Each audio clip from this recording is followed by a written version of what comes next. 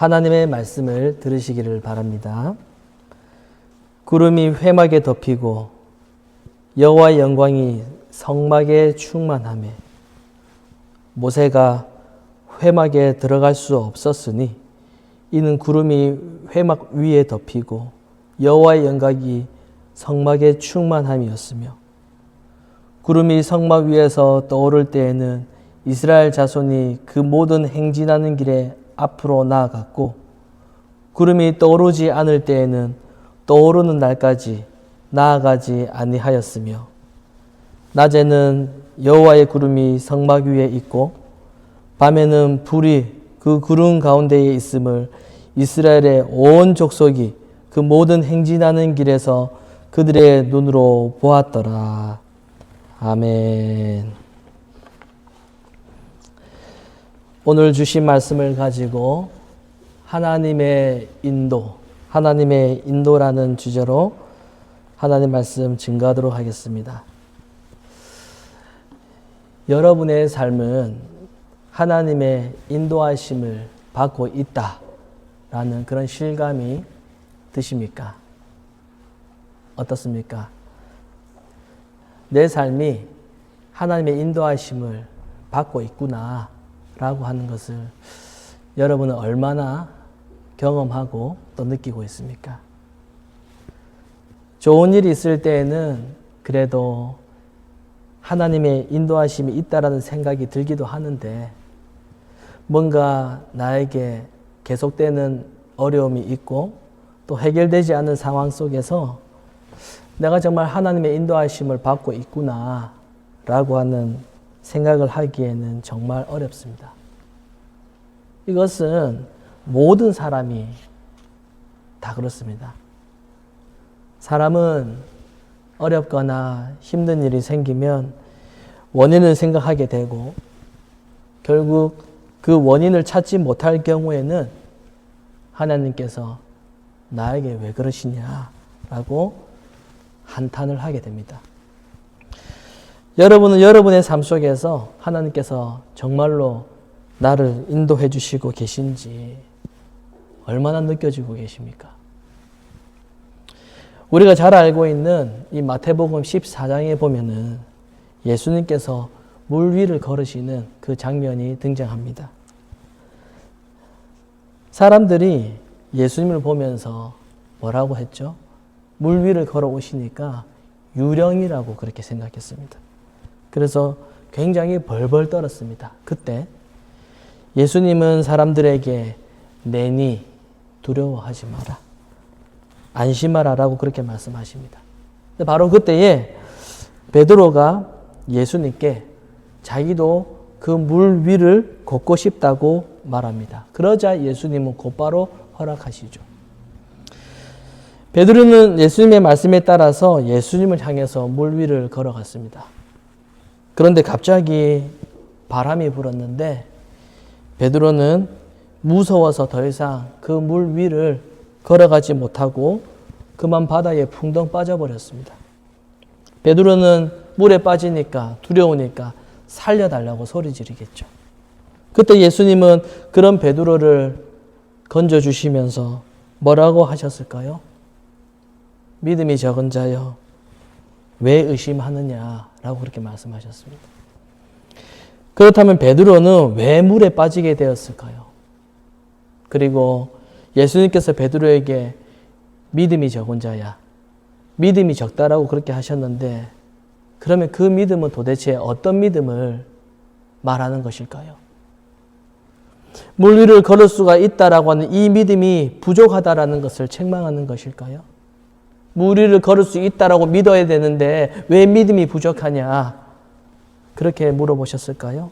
그것은 아닙니다.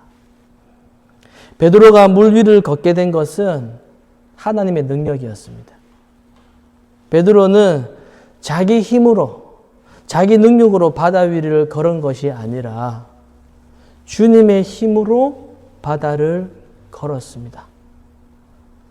이렇게 믿음이라고 하는 것은 자기의 힘을 의지하는 것이 아니라 주님의 힘을 의지하는 것, 그게 바로 믿음입니다. 그런데 베드로는 바람이 불자 곧바로 그 믿음이 사라집니다. 갑자기 부는 이 바람 때문에 자기가 물에 빠질까 봐 두려워했습니다. 자, 여러분 한번 생각해 봅시다. 만약에 자기 힘으로 물 위를 걷고 있었다면 어쩌면 그런 두려운 마음이 드는 것은 아주 당연하죠. 자기 힘으로 물 위를 걷고 있었다면. 좀 더 쉬운 이해를 위해서 여러분 패들보드 아시죠? 패들보드. 제가 저희 집에 2개가 있는데 잘 탈 줄은 몰라요, 제가. 근데 한 번은 저기 메이플리치에 있는 쪽에 이 레이크에 가서 탔는데 제가 타다가 물에 빠졌습니다. 물론 이렇게 그 구명조끼를 입고 있었죠. 빠졌습니다. 누구나 이 보트를 타거나 이 물놀이를 하게 되면은 이 물에 빠지면 어떻게 될지 누구나 다 상상을 합니다. 그런 생각 하잖아요. 그렇죠? 저도 이제 이 패들보드를 타면서 이제 한번 그 패들보드 위에 이제 일어나서 타잖아요. 서서. 그래서 일어나고 싶어서 일어났는데 일어나자마자 그만 이 중심을 잃고서 제가 이렇게 뒤로 훌러덩 그렇게 빠졌습니다. 자, 여러분. 누가 잘못했습니까? 제가 잘못한 거잖아요. 제가 타는 방법을 모르고 제가 제 힘으로 어떻게 해보려고 했던 겁니다. 그러나 물에 빠질까 봐 이 두려운 마음이 드는 거죠. 뭐 물에 빠지고 싶지는 않으니까. 저희 힘으로 타는 거니까 제가 실력이 없다라는 것을 제가 알고 있기 때문에 제가 두려운 겁니다. 자, 이거 베드로도 그런 거예요. 그러니까 만약에 자기 힘으로 물 위를 걷고 있다라고 생각을 하니 이 두려운 마음이 드는 겁니다. 그건 당연한 거예요. 자, 그런데 자기 힘이 아니라 주님의 힘으로 물 위를 걷고 있다면 바람이 아니라 그 어떤 태풍이 불어도 어떻게 생각할까요? 이 물 위를 걷는 게 자기 힘이 아니라고 생각해요. 이게 하나님의 힘으로 걷고 있다라고 생각을 하는 거예요. 자기 힘으로 하는 게 아니라, 자기 실력이 아니라. 만약에 그렇다면은 이 바람이 아니라 막 태풍이 심하게 불어도 어떻게 생각합니까? 자기 힘이 처음부터 아니라고 생각하니까. 당연히 주님께서 나를 이 바다 위에 걷게 하셔서 주님이 계신 저곳까지 도착하게 하실 것이다 라는 것을 당연히 믿게 되겠지요. 그러나 베드로는 이 바람 때문에 주님의 인도하심에 대해서 이 불안한 마음을 가지게 되었다라는 겁니다. 베드로의 지금 이 이야기는 지금 우리들이 이 세상을 어떻게 살아가고 있는가를 아주 잘 보여주고 있습니다. 지금 우리들의 모습은 어떻습니까? 바람을 무서워하는 이 베드로의 모습과 같지가 않습니까? 바람이 없을 때는, 폭풍이 없을 때는 하나님 편에 서서 하나님의 말씀대로 하려고 애를 쓰다가도 바람이 불면은 인생에 어떤 어려움과 어떤 역경이 생기면 과연 이렇게 하는 것이 옳은 것인가? 과연 이것이 맞는지라는 그런 의심이 우리에게는 들게 됩니다. 바람이 불어도 폭풍이 불어도 험한 길을 가더라도 내 인생을 주님께 맡기고 하나님의 말씀에만 순종하겠다라는 그런 용기가 우리에게는 없어요. 이것이 오늘날 우리들의 연약한 모습입니다. 자기의 인생이 걱정이 돼요. 자기 인생의 미래를 생각하면 늘 불안합니다. 우리 중에 미래를 생각했을 때 불안함이 없는 사람이 어디에 있습니까? 불안하잖아요. 왜 그럴까요? 왜 미래를 생각하면, 왜 자기 인생을 생각하면 두렵습니까? 우리는 이 세상에서 벗어나지 못하기 때문입니다. 이 세상에서 우리는 자유하지를 못해요. 왜? 우리는 욕망이 있거든요. 이루기 싶은 게 있고 욕심이 있습니다. 모든 인간에게는 자기가 이 세상에서 무언가 되어보려고 하는 그런 욕망이 모든 사람은 다 가지고 있어요. 만약에 내가 이 세상에서 살아가면서, 평생 살아가면서 내가 원하는 것을 내가 이루지를 못했다면 내 자식이라도 위대한 사람이 되는 것을 바라는 겁니다. 자식을 통해 대리만족을 얻고 싶은 거죠. 여러분, 우리의 인생은, 신자의 인생은 하나님이 책임지십니다. 그런데 어떻게 책임지십니까? 하나님이 우리 인생을 책임지시는데 어떻게 책임지실까요? 우리 인생을 분명히 하나님께서 책임을 지신다라고 하는데 왜 우리에게는 늘 어려움이 생기는 겁니까? 늘 걱정이 생기고. 우리는 하나님께서 책임진다. 이 책임진다라는 이 말을 나에게 유리한 쪽으로 생각을 합니다. 하나님께서 나의 인생을, 우리 인생을 책임지신다라고 할 때 무엇을 책임져 주신다라는 말일까요? 우리가 이 세상에서 성공하도록 책임져 준다라는 말일까요? 우리가 하나님을 믿기 때문에 하는 일도 잘 되고 사업도 잘 되고 우리가 하나님을 믿기 때문에 회사에서도 승진하고 뭐 가고 싶은 대학도 가고 뭐 계획했던 대로 되는 거 여러분 그게 책임져 주시는 것입니까? 책임져 준다, 책임져 주신다라는 이 말을 오해를 하면은 우리는 하나님에 대해서 오해할 소지가 굉장히 많습니다. 하나님께서 우리 인생을 책임져 주신다라고 하는 것은 그런 의미가 아니에요.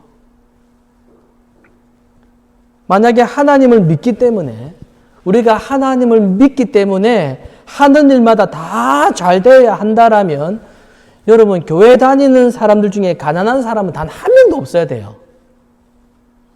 그렇잖아요. 자, 어떤 아주 좋은 직장에서 한 명을 뽑습니다. 딱 한 명을 뽑는데 각자 다른 교회 다니는 여기에 기독교 청년 한 명, 또 여기에 기독교 청년 한 명, 이제 총 2명이잖아요. 직장에서는 한 명을 뽑아요. 열심히 막 금식기도 합니다. 그러면은 그리고 뭐 자기만 기도해요? 가족들 뭐 교회 사람들 싹 다 기도해요. 막 금요 철학에 기도 제목 내놓고 막 다 기도합니다. 그러면 여러분 누가 뽑힐 것 같습니까?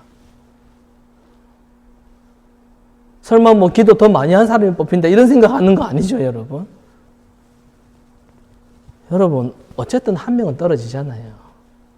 어쨌든 한 명은. 그러면 합격한 한 명은 하나님께서 책임져 주셨기 때문에 합격한 겁니까? 떨어진 사람은 하나님께서 책임져 주지 않으신 겁니까? 사실 현대 기독교인들의 이 기대와 현대 기독교인들이 가지고 있는 이 바람이라고 하는 것은 거의 다 이 첫 번째 합격한 그 사람이 되기 위해서 기도하고 있습니다. 첫 번째. 누가 뭐 떨어지게 해달라고 기도하겠습니까? 그럴 바엔 기도 안 한다고 똑같은 거죠. 왜 그렇게 기도하지요? 그래야 하나님이 인도하셨다라고 느껴지기 때문입니다. 느낌. 그러니까 우리 속에 이 기복주의 신앙이 굉장히 깊숙이 뿌리 박혀 있다는 거죠. 하나님이 지켜주시는 것은 잘 되는 거야. 이렇게 생각하고 있다. 잘 되어야지만이 지켜주시는 거야. 이렇게 생각하고 있다는 거죠. 여러분, 하나님은 우리가 이 세상에서 뭔가 성공하기 위해서 그 위에 책임지시는 것이 아니라 우리가 그 하나님의 나라까지 도달하기 위해서 책임지신다라는 거예요.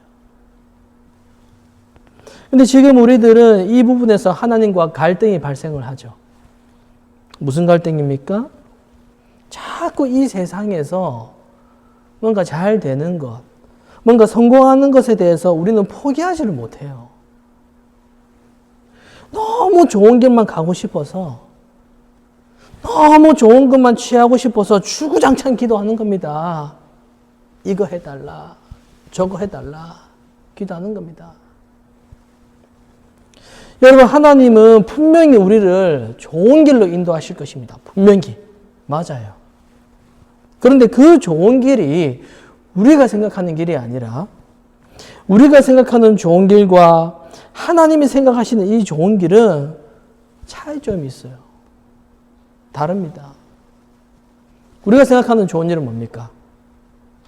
간단히 말하면 이 세상에서 잘 되는 거예요. 지금 겪고 있는 이 문제 속에서 뭔가 해결점이 있는 그런 길을 우리는 원하고 있어요. 그리고 하나님이라고 하는 이 존재는 우리가 가지고 있는 지금 이 문제에 대해서 그저 어떤 길잡이 정도 되는 답을 주시는 그 정도로 일하시기를 바라고 있다라는 거예요. 내가 이 문제가 있는데 하나님 당신은 이 문제의 좀 길잡이, 해결점, 뭔가 해주기를 바라는 그런 존재. 사람들은 이런 하나님을 믿고 싶어 합니다. 그냥 내가 기도하는 대로, 내가 바라는 대로 해달라라는 거예요. 한마디로. 그런데 여러분, 성경을 통해 알려주시는 이 하나님의 인도는 그런 것이 아닙니다. 그러니 우리 속에 이 하나님에 대해서 계속 갈등이 생기는 겁니다. 서로 왜 다른 거 말하고 있거든요. 내가 말하는 건 이거고 하나님 말씀하시는 건 이건데 계속 갈등이 생기는 겁니다. 오늘 본문에도 그대로 보여주고 있죠. 그동안 이 이스라엘은 하나님과 많은 갈등이 있었습니다. 자, 그들이 애굽에서 나왔잖아요. 모세로 인해 지금 구출되었습니다. 근데 애굽에서 나오자마자 지금까지 나왔어요. 나오자마자 지금까지 누렸던 많은 것들이 다 사라졌습니다. 애굽에서 계속 살았으면 비록 애굽에서는 종이었지만 먹을 것도 해결되지요. 입을 것도 해결되지요. 집도 다 해결되고 목마를 때는 마음대로 물도 다 마실 수 있었습니다. 이 의식주가 다 해결되잖아요. 근데 그 모든 환경이 하나님께서 자기들을 구출하셨기 때문에 이제는 싹 다 사라졌습니다. 하나님의 인도하심을 따라서 애굽에서 나왔는데, 물론 자기들도 나오고 싶었죠. 나왔는데 예전에 자기들이 애굽에서 얻을 수 있었던 것들은 이제는 하나도 얻을 수가 없어요. 여기서 이스라엘은 하나님과 갈등이 발생하게 됩니다. 이해가 되지 않는 겁니다. 그렇지 않겠어요? 나오게 해주면은 적어도 이거는 해줘야 되지 않냐 이런 생각 안 하겠습니까? 저라도 그렇게 생각할 것 같아요. 하지만 이 모든 것은 사실 하나님의 인도하심 아래에 있는 거잖아요. 그래서 이스라엘 백성들이 이제 나와서 이제 성막을 지은 후에 이제 구름이 이 회막을 덮고 여호와의 영광이 그 성막에 충만하였습니다. 그리고 이스라엘은 이제 그 구름을 따라서 이동해야 돼요. 이런 거죠. 구름이 성막 위에 이렇게 딱 떠오르면은 이동해야 되는구나 라고 생각해서 이동하고, 구름이 떠오르지 않으면 가만히 있어야 되는구나 생각하고 또 가만히 있고, 그리고 하나님께서는 어떻게 지키셨습니까? 낮에는 이 구름으로, 또 그리고 밤에는 불로서 이스라엘을 인도하셨습니다. 자, 그런데 우리가 여기서 주목해야 되는 것은 구름이 어디에 머물러 있냐, 어디에 머물러 있냐라는 겁니다. 여러분 34절에 보면은 구름이 어디에 머물러 있습니까? 네, 구름은 회막 위에 덮여 있습니다. 회막 위에. 자, 이 구름이 이스라엘이라는 나라 전체에 다 덮여 있는 것이 아니라 회막 위에만 덮여 있습니다. 회막 위에만. 그러니까 하나님은 이스라엘 전체, 이스라엘 위에 계시는 것이 아니라 회막 위에 계시는 것입니다. 무슨 뜻입니까? 하나님의 관심이 어디에 있다라는 뜻입니까? 하나님의 관심. 하나님께서 지키시는 것은 이스라엘 전체가 아니라 회막이라는 것입니다. 회막. 우리는 하나님께서 우리를 지키신다, 우리를 인도하신다, 이렇게 아주 쉽게 생각해 버립니다.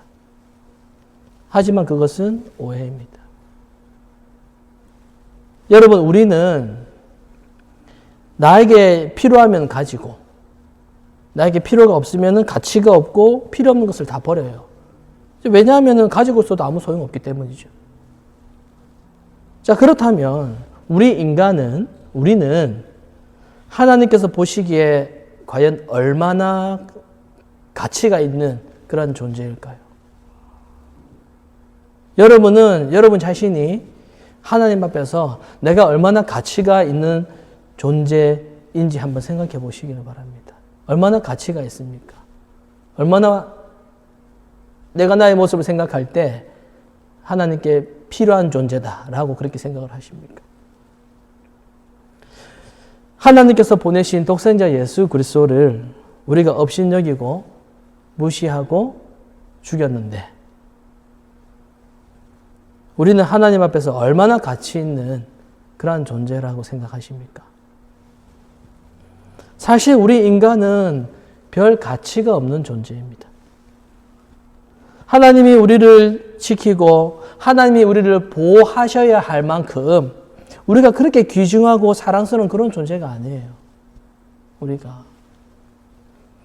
우리를 되돌아봤을 때 우리가 하나님 앞에서 뭘 그렇게 가치 있는 일을 우리가 했습니까? 여러분 이번 한 주 하나님의 기준으로 봤을 때 가치 있는 그런 행동을 하셨습니까? 한 주일의 삶을 한번 돌아보십시오. 우리가 하나님 앞에서 가치 있는 일을 한 것이 얼마나 되겠습니까? 살면 살수록 죄만 더 짓잖아요. 살면 살수록. 이건 이제 죽어야 끝이 나는 거거든요. 우리가 주일에 쉬잖아요. 우리가 주일에 쉬면서 예배를 드리는 이유가 무엇입니까? 왜 주일을 안 쉽니까? 크게 보면 두 가지인데 하나는 우리가 하는 이 모든 일이 기본적으로 죄를 짓는 일이기 때문에 쉬어야 한다라는 거예요. 가면 죄를 짓잖아요. 쉬어야 한다라는 겁니다. 두 번째는 주님께서 모든 일을 완성하신다는 뜻이에요. 하나님께서 하신다.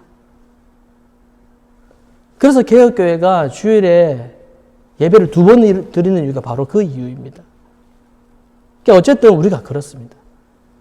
우리는 무엇을 하든지 하나님을 반역하는 그것이 우리 인생의 모습입니다. 뭘 해도. 그런데 우리는 하나님께 뭐라고 이야기를 합니까? 지켜달라고 해요.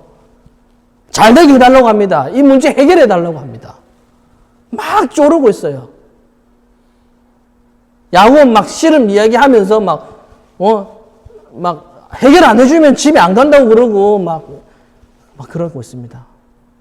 어릴 적에 산에 올라가서 기도하면서 막 이거 해결 안 해주면 집에 안 간다고 그러고 막 그렇게 하고 있어요. 머릿속에는 온통 무슨 해결이 있습니다. 사람들은 하나님께서 무작정 지켜주실 것으로 착각하고 지금 이런 종교행위에 빠져 있는지도 몰라요. 그렇게 하나님을 모른 채 교회를 수십 년간 그렇게 다녔을지도 모릅니다. 오늘 본문의 핵심은 여호와의 구름이 회막을 덮고 있다. 회막을 덮고 있다. 이 회막이 뭐죠?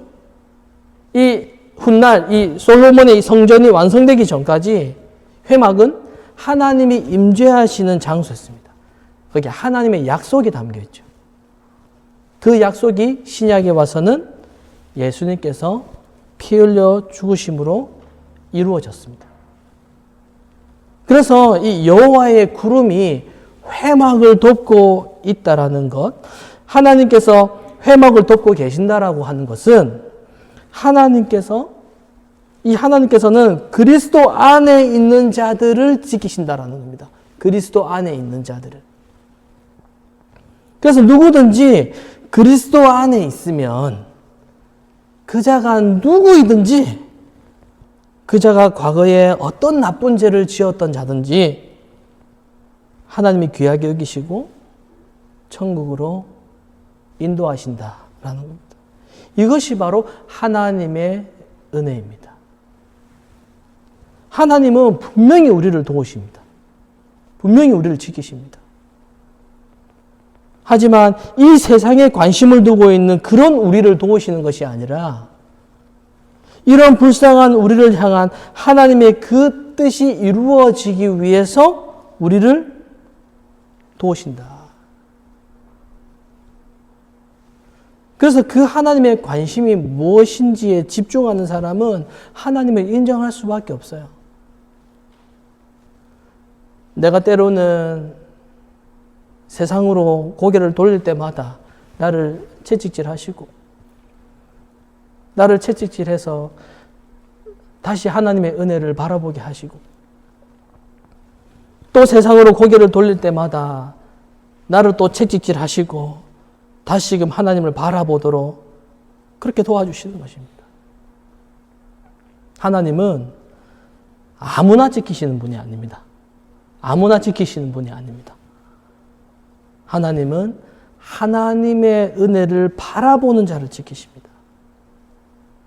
하나님의 지키심과 인도하심은 오직 그리스도 안에 있는 자에게만 해당되는 것이다 라는 겁니다. 자신이 그리스도 밖에 있으면서 자신이 하나님의 은혜를 모르면서 그리고 자신의 관심은 주님의 십자가가 아니라 온통 자기 인생에 있으면서 자기 인생이 좀 잘 되게 해달라고 하나님을 부르고 도와달라고 하고 있다는 것은 하나님의 이름을 망령되게 일컫는 것과 똑같습니다. 그러니 사랑하는 성도 여러분, 우리가 살아가다 보면은 여러 가지 참 많은 일들을 겪게 됩니다. 어려운 일들을 참 많이 겪게 돼요. 때로는 사고도 나고, 때로는 팔도 부러지고, 때로는 몸도 점점 아파오고, 때로는 사람들과의 그런 관계도 깨어지고, 원치 않는 일도 겪게 되고, 말로 다 할 수 없는 그 많은 문제들을 우리는 살아가면서 부딪히게 됩니다. 여러분, 그 문제를 누가 다 해결해 줄 수 있습니까? 저는 뭐 그런 것들 기도하면은 다 해결해 줄 줄 알았어요. 기도하면은. 근데 하나님의 뜻은 그게 아니더라고요. 하나님의 뜻은. 여러분, 우리 이제 오늘 이 시간 이후로는 우리가 이 세상에서 그 어떤 문제를 우리가 부딪혔을 때 그 문제 해결만을 위해서 하나님께 이거 해결해달라, 이거 도와달라, 그렇게만 할 것이 아니라 이러한 나의 문제 속에서도 영원한 생명에 대한 관심이 나에게서 흐려지지 않고 나의 이 삶을 통해서 주님이 드러나는 그러한 삶이 되기를 그렇게 구해야 될 것입니다. 우리에게 일어나는 모든 문제는 이 인간의 힘으로는 해결할 수가 없어요. 뭐 교회를 다니는 사람이라고 할지라도, 교회를 다 다니는 사람이라고 할지라도 똑같은 문제를 두고 똑같이 기도를 하고 있지만 그 사람의 진짜 속내는 전혀 다를 수도 있다라는 겁니다. 여러분, 혹시 지금 여러분 앞에 놓여 있는 문제가 어떤 문제입니까? 단순히 그 문제의 해결만을 위해서 기도하고 있지는 않습니까? 자신의 문제 해결을 위해서 하나님은 그저 나를 도와야 하는 그런 존재로 생각하고 있지는 않습니까? 여러분, 우리가 예수 그리스도 안에 있을 때에만, 그리스도 안에 있을 때에만 하나님의 은혜를 아는 그때일 때에만 우리에게 일어나는 모든 문제들은 하나님께서 우리에게 베푸시는 은혜의 통로가 된다라고 하는 것을 깨달을 수가 있습니다. 이것이 참 힘든 거예요. 참 힘들지만 이것이 바로 하나님의 자녀, 이게 바로 신자가 걸어가야 하는 바로 그 길입니다. 여러분의 관심은 무엇에 있습니까? 지금 당장 어려운 이 문제의 해결입니까? 아니면 영원한 생명을 주신 예수 그리스도입니까? 오늘 이 말씀을 통해서 우리의 관심이 어디에 있는지, 내 관심이 정말 어디에 있는지 여러분 돌아보시고 정직하게 직면하시고 그래서 영원한 생명을 주신 예수 그리스도께 우리의 모든 관심을 집중하시는 그런 저와 여러분이 되시기를 간절히 소망합니다.